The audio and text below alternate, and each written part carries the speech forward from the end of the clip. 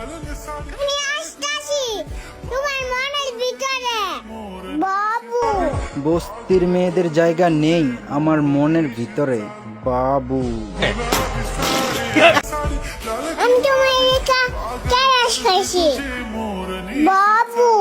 মেয়ে বলে কি? মেয়ে নাকি আমায় দেখা খাইছে ক্রাশ। একটু দাঁড়াও মামুনি, আমি তোমায় দিতেছি আইক্যাওয়ালা বা। কথা কি ক্লিয়ার না বেজাল আছে?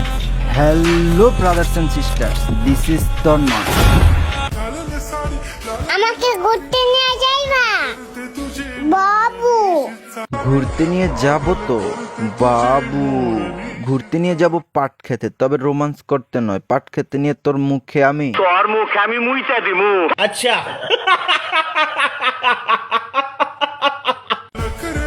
এই শোনো, আমার দিকে তাকাও। এখন আমাকে কিউট বলো বাবু।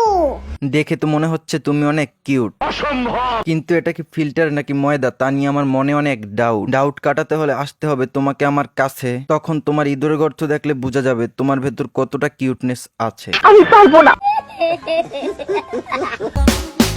ভিতরে ভিতরে ভেঙে চুরমার হয়ে যাব, তবুও কাউকে বলবো না আমার কষ্ট হচ্ছে। কি এক অদ্ভুত ভালোবাসা দিলা। তোমায় নিয়ে ভাবতে গেলে আমার কান্না আসে। আমায় নিয়ে ভাবতে গেলে খালাতো বোনের আসে নাকি কান্না, অথচ মাগির রুমে কান দিলেই শুনতাম আর না বেবি আর না।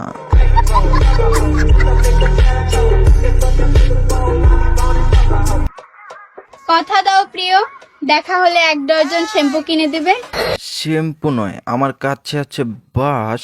যদি তুই চাস আমার কাছে একটু আস, যেইখান দিয়ে বলবি সেইখান দিয়েই দেব ভরে, জোরে নয় একটু একটু করে।